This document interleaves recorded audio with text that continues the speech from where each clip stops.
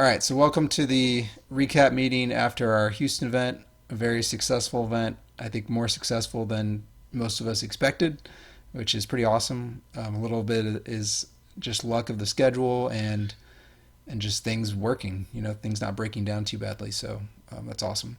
So now the big thing is we're going to wait for the state champ rankings. We're probably not going to know until April 2nd on that stuff. And I'll get into more details. I actually did a little bit of number crunching to see where we would fall. So I'll talk about that later on. But general things, we'll talk about the schedule for the next 2 weeks up until state championship, and I'll even talk about state championship so you guys get a feel for how it flows if we get in. The other events that we have coming up and sub team, and I think if we might get in, I think we should revisit our strategy guide that Greg has gone through now that we've learned a lot and try to make that as polished as possible because this will be, we will compete again. And if we get our strategy guide really nice and compact for people to understand, it'll be helpful for any future events that we do in the summer or beyond. And then what other things we need to do, just assuming that we might have to go to state.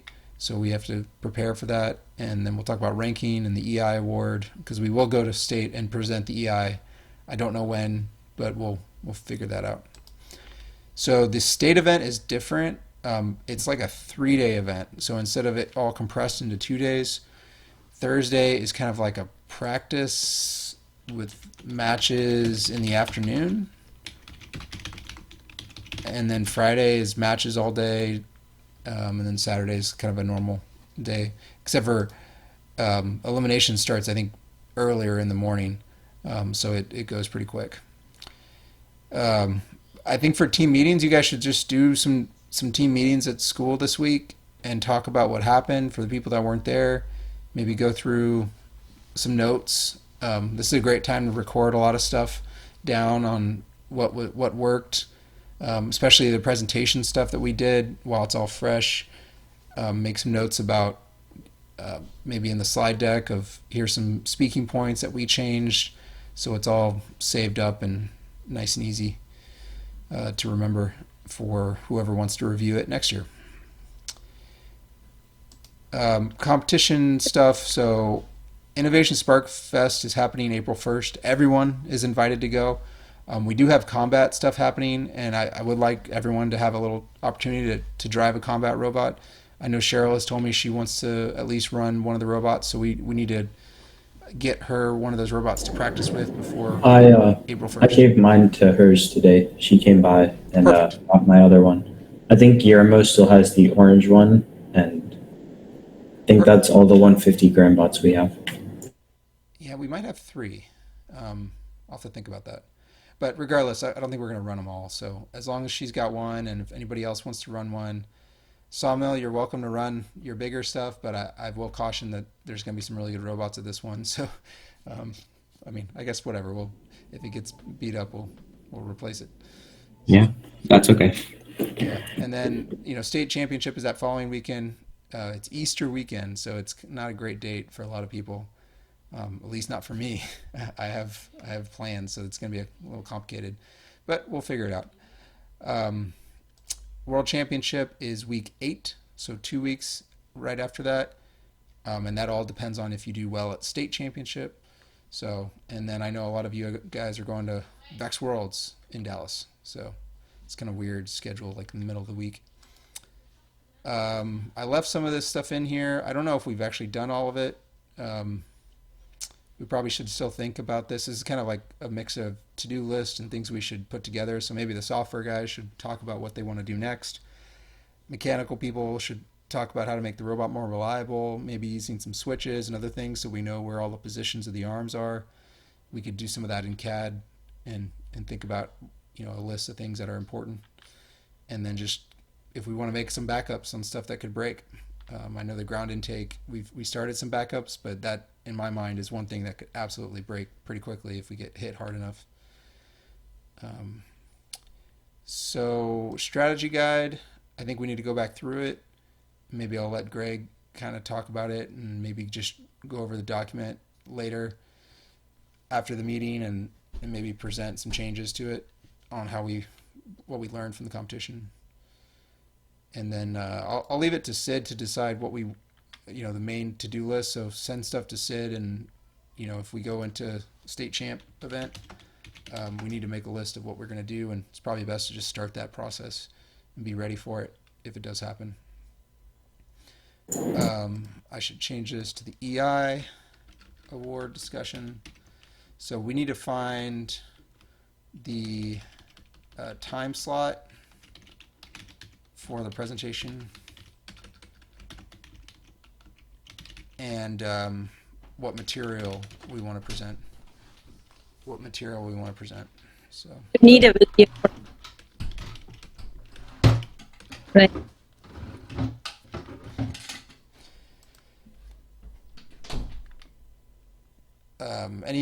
any thoughts on the EI stuff? Any thoughts on the EI? Do you guys want anyone?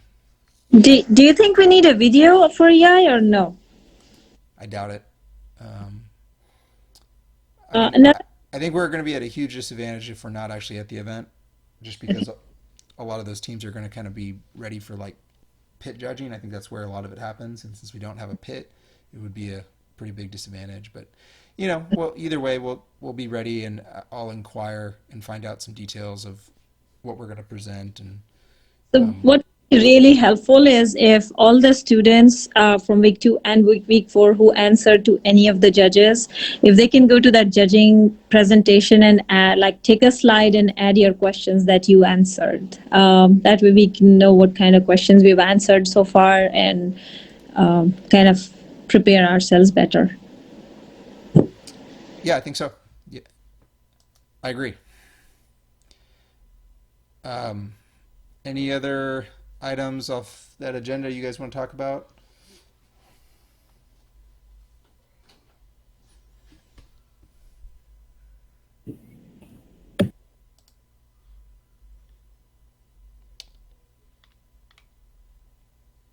Um, I can go into a little bit of review of state stuff if you guys want to talk about sure. I know there's been a lot of discussion on Discord about that, especially with Belair, but that. Yeah, I was curious because I like to kind of think about the scenarios, so I just did a little rough matrix. I probably need to present my screen again.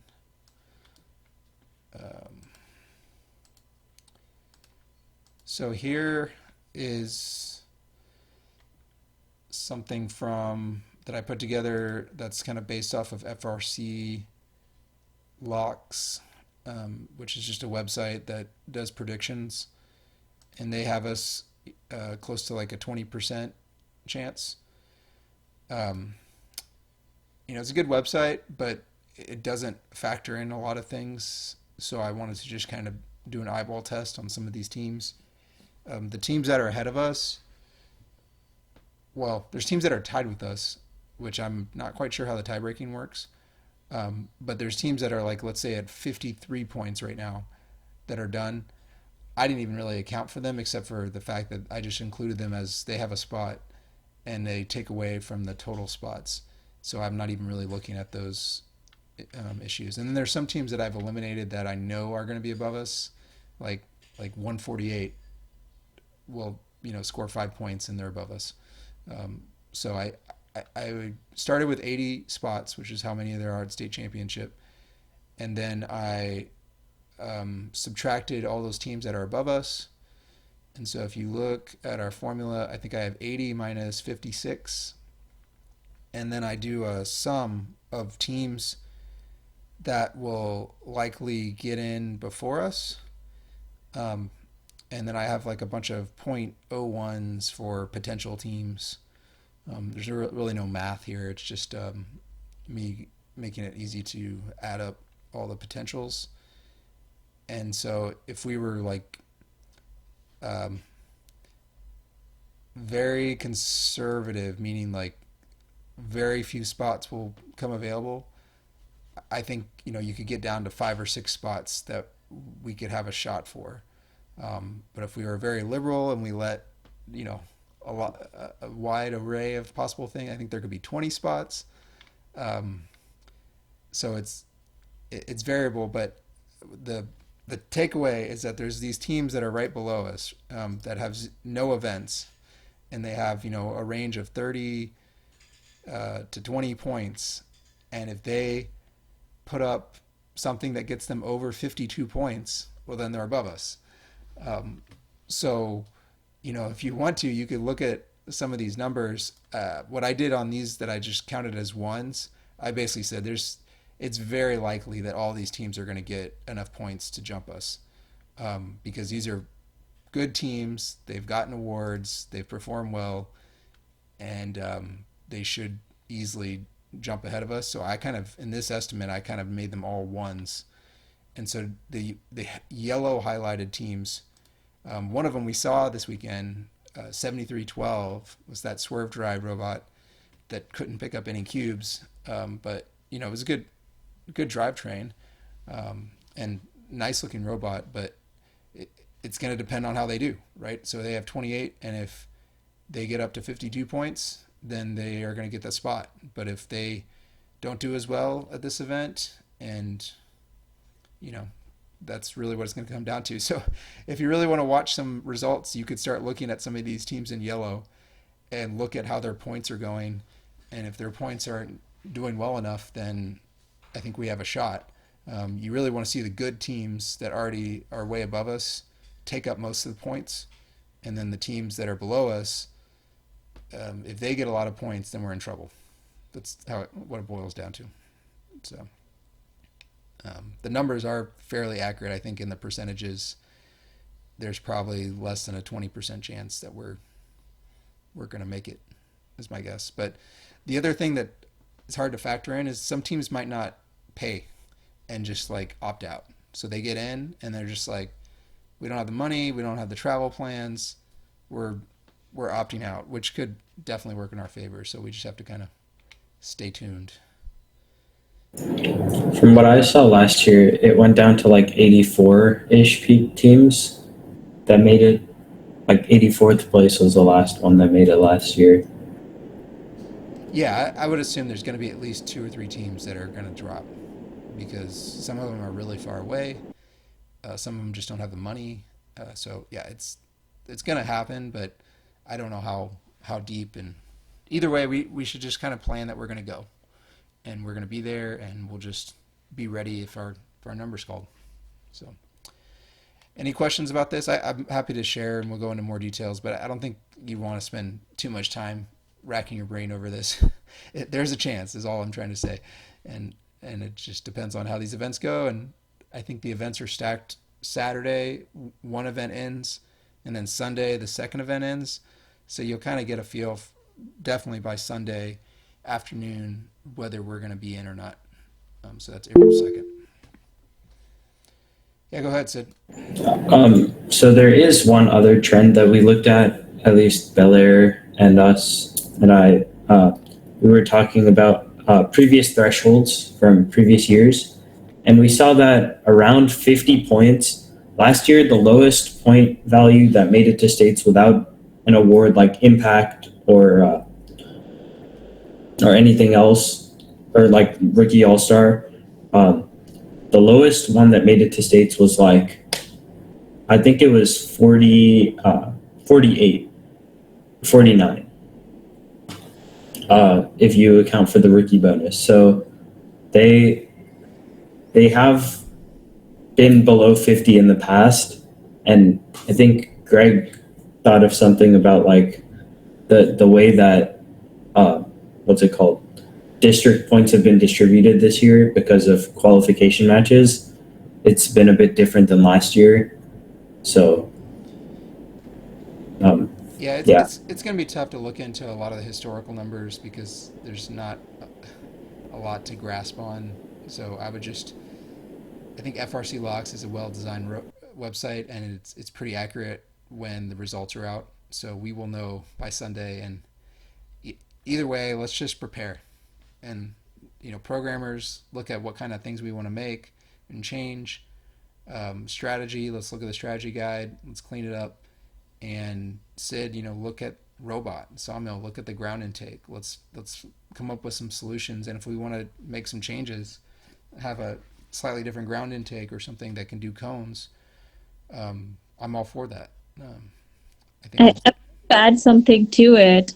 Sawmill, I would say, like for the human player, while I was taking pictures, I saw how Paradox's human player really moves the tray so that the cone can be picked up faster.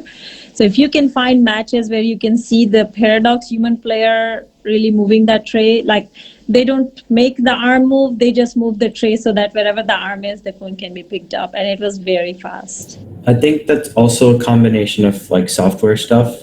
It's not just a human player, because I know Paradox was doing some pretty fancy stuff with April tags.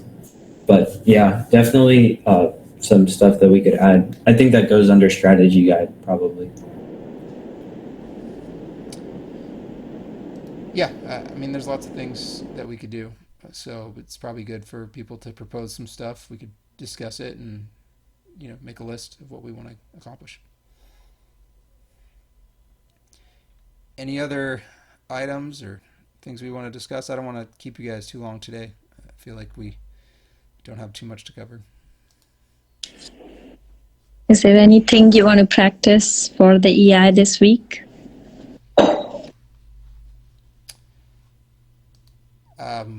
I think Sawmill, you should look at the presentation that you did and maybe make some notes and kind of treat it almost like an impact presentation, and then maybe read through the EI and see if we, one, save all the thoughts you have about impact and all the changes you made in the presentation into like maybe some notes in the slide deck, and then make a copy and call it the EI presentation, and then we'll make some modifications that lines up with the EI rubric a little bit better than just the impact rubric.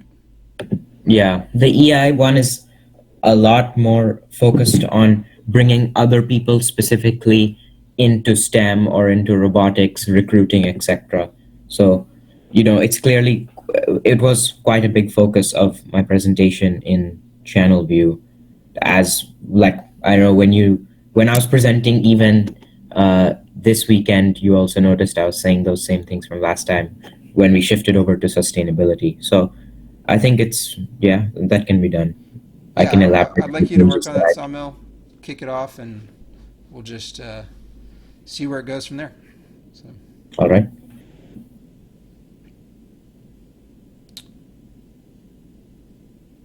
Anybody else?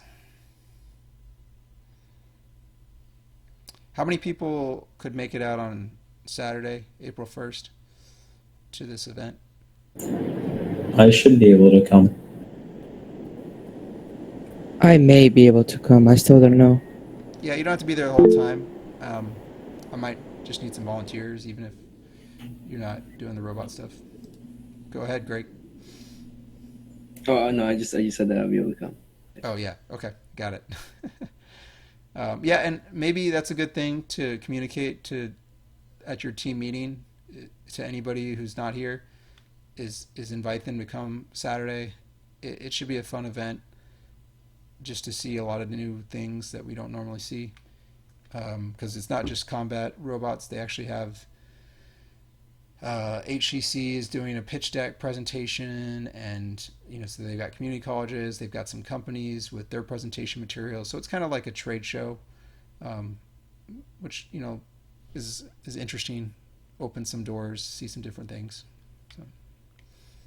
If you're taking our robot, do you think that kids can make are you going to show how it works and all, or are you just going to display it? We don't want to damage it, so we got to be careful about driving on surfaces, I see. especially if we're outside, because concrete will tear up the swerve drive really fast. But could we, intake and outtake cubes and stuff? Yeah, we could probably do something like that. One solution could be to bring our rapid react robots. Like, I don't know if Westside has it still intact. Our Lamar one is almost certainly ready to go. Ours is a pile of scrap metal that's kind of already incorporated into this robot, so that's presentable. Yeah, for sure. Um, I think But maybe you guys could take like your climber off and play catch with like some kids with the robot if it still drives. yeah, that we can. I'm sure we can drive and do the shooting and all. Even the climber, there's one falcon off, but it could still stay on if we needed to. Yeah, I think in terms of priorities, Samo, I want to make sure you stay focused on the EI stuff. Um, Changing the last year's robot or fixing it, I think is going to be a little bit of work, and then we got to pack it and get it ready. I'm almost of the idea it'd be just as exciting just to have a Vex robot shooting disc. Would be pretty cool too. So if you guys have a Vex robot that can shoot some disc, I think that'd be fine as well. So, Yeah, we have that.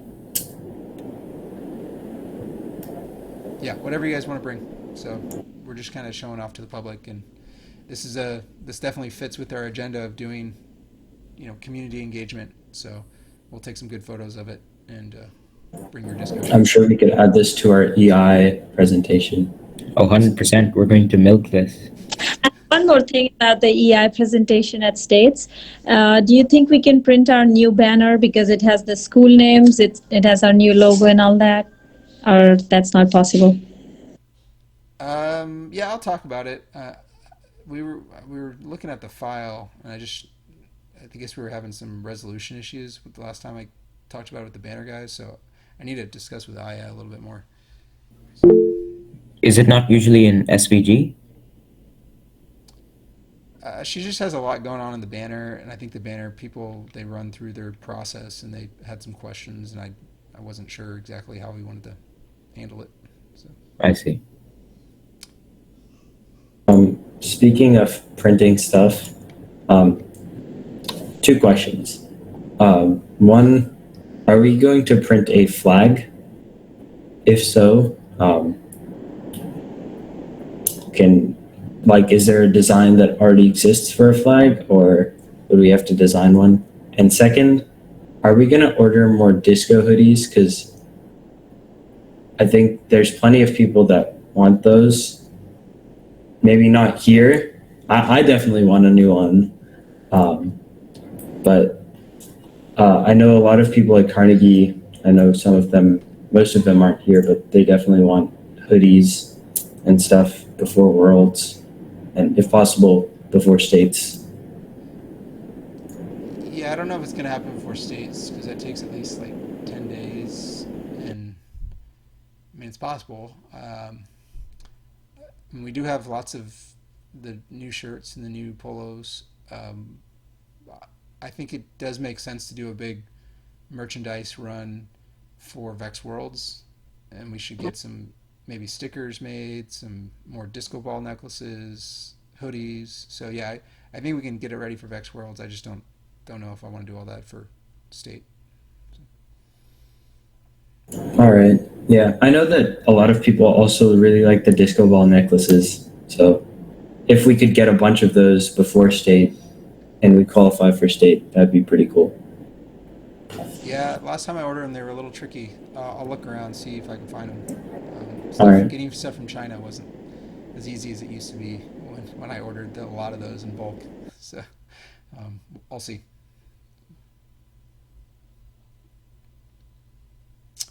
All right, guys. Well, we'll wrap it up. If you have more stuff, definitely post it on Slack, and we'll go from there.